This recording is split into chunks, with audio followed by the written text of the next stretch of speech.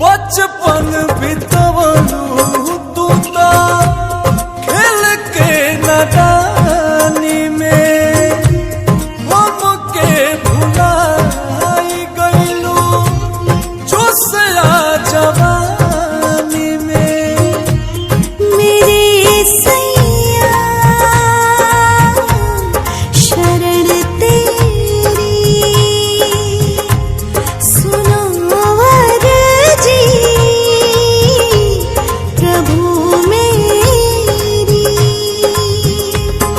अब नहीं कोई लोग कहा मानवा में दुविधा